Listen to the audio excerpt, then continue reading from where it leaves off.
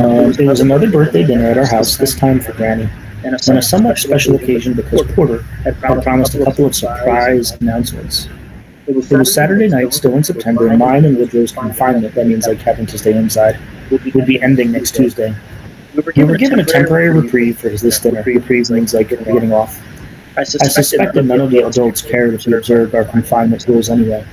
In school, Mr. Collins had given us the assignment of writing a paper about a person we admire and why. I still had not done mine.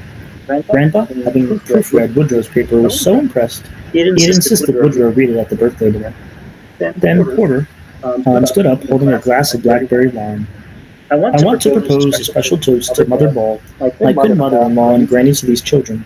Then I have an announcement. The toast first. Here's to a fine woman, wife, mother, homemaker, and talented music teacher. We salute you, Mother Ball, he said. Hear, hear, the adults said, and they drank a toast to Granny. The little girls and Woodrow and I had cherry pop being soda. Granny blushed and thanked everybody. And now, for the announcement, Porter went on. It concerns your finest piano student, Mother Ball. Oh, Gypsy, of course, Granny said, beaming at me. My ears perked up. Well, what's this all about? We think it's time for Gypsy to have a formal recital.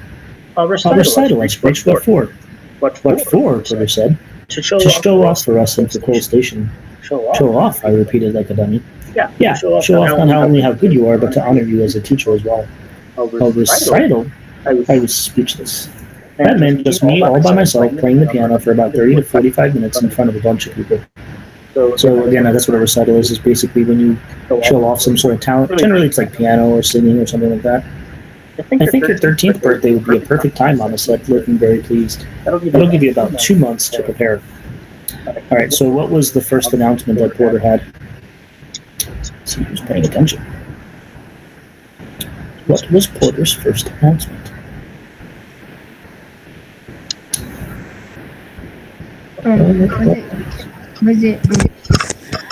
Was it that Gypsy has to do a recital at Coal Station?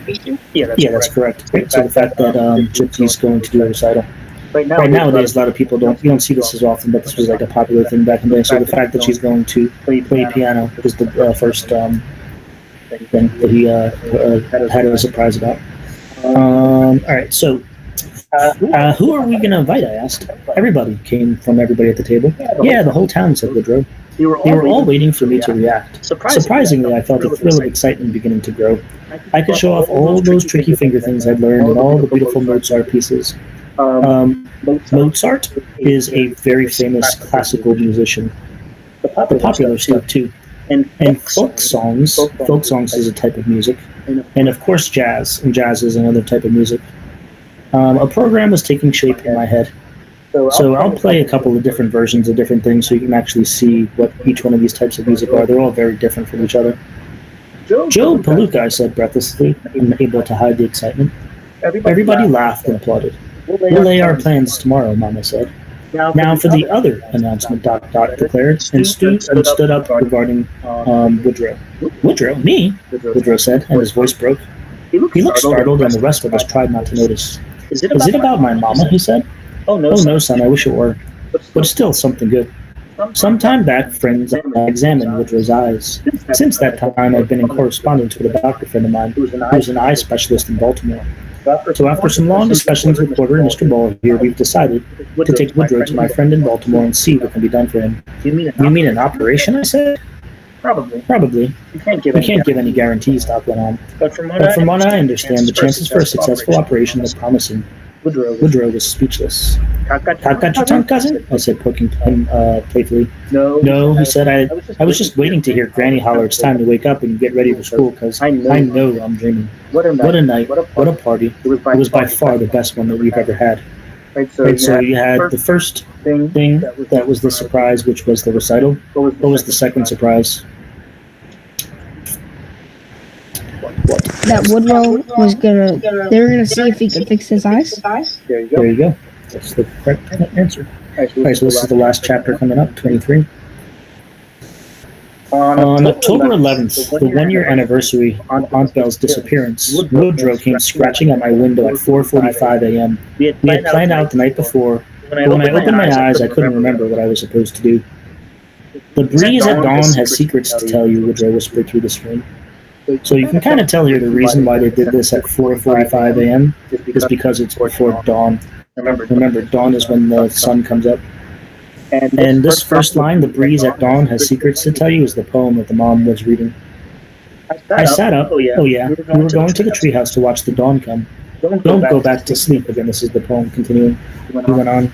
You must ask for what you really want, I said sleepily, and swung my feet to the floor, pulling the blanket after me. People are going back and forth across the door sill where the two worlds touch, he continued. The door is round and open, I whispered as I eased the screen to the floor. He helped me out the window and I pulled the blanket after me. He had one of his own. We headed for the treehouse. You smell the apples? Woodrow whispered. We paused and breathed deeply. It was a wonderful thing to feel the dew under our bare feet and wet leaves brushing our cheeks and to smell the sweet aroma of apples at the peak of their ripeness. Grandpa didn't even have to try to sell the apples. They sold themselves. They were famous in our neck of the woods, and folks would come by with their own baskets and pokes to buy the best golden delicious apples in Virginia. So again, you can kind of see like these apples are kind of like beautiful and smell so nice that people just come by and they want to buy them. It's true what they say about appearances being deceiving, Woodrow said as we continued through the orchard. How's that? I whispered. When I first came here, the trees were all in bloom. I'd never seen anything so pretty, and I thought nothing could ever hurt people who lived in such a beautiful place. Now the summer's gone, the apples are ripe, and I've learned a beautiful place can't shelter you from hurt any more than a shack can. Right, so remember when he first got there, he thought like the place was perfect, and he couldn't understand why anyone would want to leave. Now he's kind of understanding that just because something looks beautiful on the outside doesn't necessarily mean it can't have problems. We climbed up onto a treehouse porch wrapped in our blankets, lay back on the raw lumber, and listened to the birds just beginning to come awake. There was a touch of pale lavender on the tops of the mountains. Think of all the millions of dawns this old world has seen, Woodrow said. But it'll never be the same one again. For that same one when she left. Who's she that they're talking about? Who is she? Who is she? Hello? Can you hear me? I didn't mention it, did I? Because I've been losing connection. Can you hear me? Yeah, it's Bell. Good, sorry. Remember, Bell Prater has left. We could hear Blind Benny somewhere down the street singing When the Moon Comes Over the Mountain. So remember, Blind Benny, this is early in the morning, this is when he would be walking around the town. It was exactly 1 year ago today, Woodrow said, and I still wake up every morning wondering where she is, waking up, what she's seeing, what she's thinking about, what will she eat for breakfast, what is she planning to do today. I miss her so much. I wish I'd known her better, Woodrow, I said. Yeah, you would have liked her lots, Gypsy. We made up that place I told you about. The place in the air behind our house, Mama and me. We made up lots of places and things. We used to talk about where the two worlds touch, and we told stories to each other about it. One day it was a world of fairies and unicorns. The next day was a place where giants and dinosaurs would eat you up. Sometimes it was a magical place where all you have to do was ask for what you really wanted. But I knew all the time it wasn't real. Right, so now Woodrow here is revealing that he's been lying about this whole story that he's been telling about these two places that existed behind his house. Now he's admitting that it didn't exist. Why do you think he made that story up? Or why would the mother make it up? Why did they make this story up? So that she can, yeah, I had it for a second. There's no necessarily right answer. But I have an idea of maybe why. Why would you make up an imaginary place? That's reasonable to a reason for why someone would make up an imaginary place. Make you think and to be happy. Yes, exactly right. So it probably shows you that she's not happy with her own real world, right? So if the real world isn't happy, why not create this imaginary one where you are happy? When the sheriff investigated, he asked if any of her clothes were missing. They weren't. But some of mine were. I didn't tell him that. She took a pair of my pants and a shirt, and she couldn't wear your clothes, I said. Yes, she could. If you remember, for the last few years, I wore some of my daddy and Uncle Russell's hand-me-downs, and they were always too big. She could have worn them easy. And some of my socks and shoes were gone too, and a cap. She could have put her hair up under it. And the $30 we saved for my eye operation, it was gone too. So, what did you just find out about Belle Prater?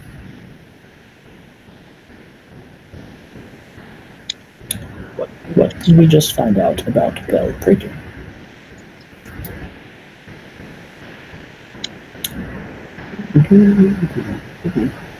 We found out that she stole stuff from Woodrow. Exactly right. You also can kind of see why she was so why Woodrow was so pissed off about when Gypsy was asking him about what happened to the money for his eye operation. Why was he so angry? Because his mom stole it. Exactly, because the mother stole it. So that's why he was so heated. I believe she went over to the mountain to Grassy Lake dressed as a boy. That's why nobody noticed her over there. She probably hitched a ride with the carnival, which I know was pulling up and leaving that day. Maybe she got a job with them as an errand boy or something. It was just the kind of thing that would appeal to her. Woodrow, don't you think you should tell Mama and Granny and Grandpa all this just to set their minds at ease that nothing awful happened to her? Yeah, I reckon I'll do that today, Gypsy. I just couldn't do it before. And Uncle Everett, I said he should know too. Yeah, I'll tell Daddy too, but I don't think he cared much about her as he let on. He was like that farmer in the golden hair story. His conscience bothered him more than anything else, because he wasn't always good to her. So that's some new information that they just revealed, that maybe the father wasn't so nice to his mom as was earlier said. I kept thinking she'd send me a message through the ads, just to let me know that she was okay. She could have done that. She knew I'd be watching those ads every week. We always said it'd be fun to send messages through ads, but she didn't. I didn't miss a one. I read them every Sunday, and there never was one that looked like they might have come from her. Not one. She still might do it, Woodrow. No, she won't. She's gone. She won't ever look back now. I've known her for a long time, but it don't hurt as much as it used to. Woodrow fell silent. It was a moment, I reckon, when we both faced the truth. Aunt Belle left Woodrow on purpose, just like my daddy left me. Not because they didn't love us, they did. But their pain was bigger than their love. You have to forgive them for that. Far away, we could hear a mourn and mourning meanings like being sad. It was crying for us. There were streaks of gold on the horizon throwing an eerie glow into the orchard. We were in that in-between place, Woodrow said. That fascinated Mama so much. Between what, I said? Well, first we're between kids and grown-ups, you know? Then we're in that time between summer and winter. And we're also in that moment when a new day is just peeping over the horizon. His voice was fading away from me. I was in all between place of my own, that lucid place between sleeping and waking.